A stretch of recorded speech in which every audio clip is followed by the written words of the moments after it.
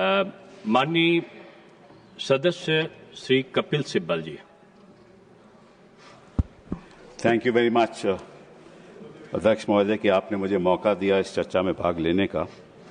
बहुत कुछ बातें सदन में ऑलरेडी कही जा चुकी हैं, तो मैं दोहराऊंगा नहीं, कुछ चंद बातें आपके सामने रखूंगा। पहली तो बात यह है कि जो वंदे मातरम का हिस्टोरिकल कॉन्टेक्स्ट है उसको हमें समझने की जरूरत है। आनंद मठ लिखा क्यों गया था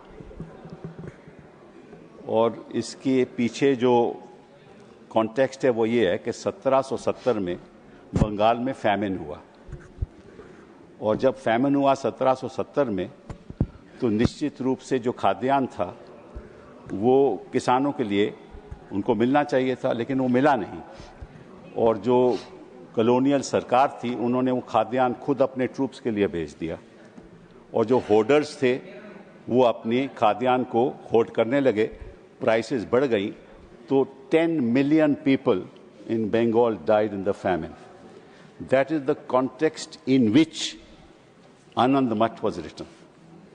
And what Anand Math says is the following, कि उस समय क्या हुआ कि एक सन्यासी का रिबेलियन हुआ, और शांति एक सन्यासन थी जिसका पति उसको छोड़ के चले गया था उसकी कॉलोनियल पावर्स को का सामना करने के लिए, और उस जान देने को तैयार था।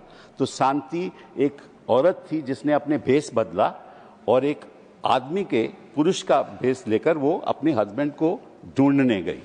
वहां जब उसको मिला तो हस्बैंड तो छोड़ के चले गया था, उन्होंने क्या अब तो हम मिल गए हैं, चल इकट्ठा लड़ाई लड़ते हैं। और इकट्ठा लड़ाई किसके लड़ते हैं? जो अत्याचार करता है। तो उन्होंने दोनों ने अपनी जान दे दी। ये आनंद मठ की कहानी है, ये किसी को आज सदन में किसी ने रखी नहीं। इसके पीछे भेद क्या है कि मातृभूमि की रक्षा करना तो हमारा कर्तव्य है ही, लेकिन एक दूसरा कर्तव्य भी है जिसके बारे में किसी ने कुछ नहीं कहा। वो ये है कि जहां जहां अत्याचार होगा वहां हम विरोध करेंगे। असली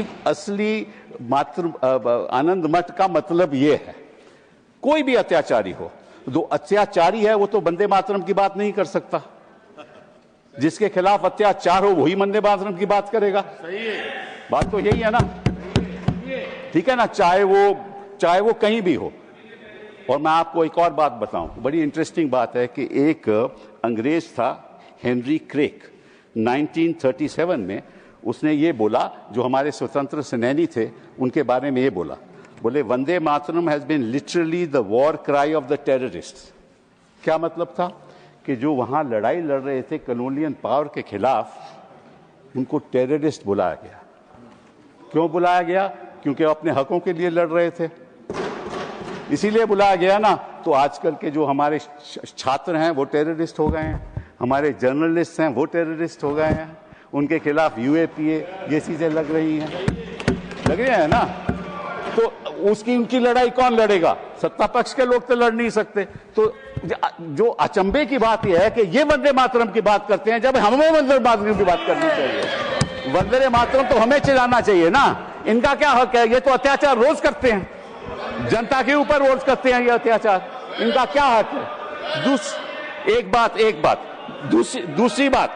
दूसरी बात आपके पास रखना चाहता हूं कि इन्होंने कहा कि ये मुस्लिम अपीजमेंट है, ये इन्होंने बात कही। मैं आपको एक उदाहरण दे दूं कि जस्ट नोट दिस, अप्रैल 25, 1998 में एक यूपीए सरकार ने सर्कुलर इशू किया जिसको बोलते थे कल्प योजना।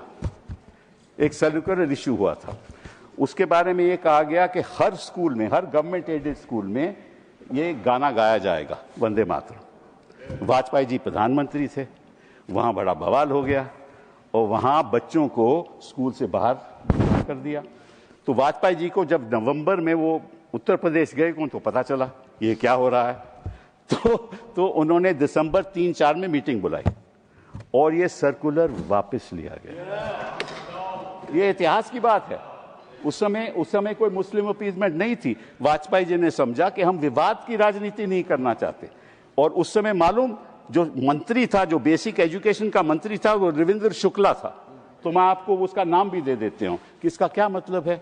इसका मतलब ये है कि जो वंदे मातरम है ये मातृभूमि की रक्षा के लिए भी है, लेकिन अत्याचार के खिलाफ ये हमारा हक भी है। संक्षिप्त करिए, समय हो गया। हमारा मानव अधिकार है कि जहां जहां अत्याचार होगा हम उसके प्रति प्रोटेस्ट करेंगे। 2 मिनट। नहीं, अब सभी के साथ एक सा है और अब मैं सोचता हूँ कि आपको बहुत सारे लोग सुनना चाहते हैं। आप एक विद्वत मुझे बात करनी, लेकिन आप कम समय आते हैं इसलिए कम लोग सुनते हैं। धन्यवाद। Allow me sir. आपकी पार्टी के पास समय नहीं है। महाराजा संजा ओबा सर 1 मिनट। 1 मिनट में बात कीजिए। 1 minute. 1 minute. 1 minute. So just want to. One minute. Sir दो छोटी सी बातें आपके सामने रखूंगा। 2 छोटी सी बातें। जब ये बात रविंद्रनाथ टैगोर को बताई गई कि भाई इसमें बड़ी विवाद हो जाएगा, तो रविंद्रनाथ टैगोर जी ने क्या कहा ये मैं आपको बताता हूं। To me the spirit of tenderness and devotion expressed in the first portion, the emphasis to give to the beautiful and beneficent aspects of our motherland made a special appeal, so much so that I found no difficulty in dissociating it from the rest of the poem. And this was endorsed by Gandhi ji. This was endorsed by Gandhi ji. This was endorsed by Gandhi ji.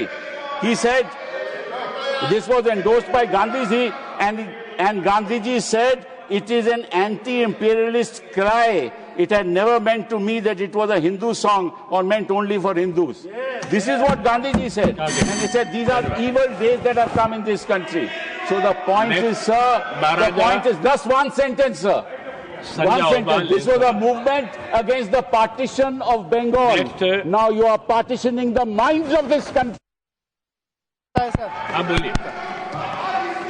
Sir आपकी बात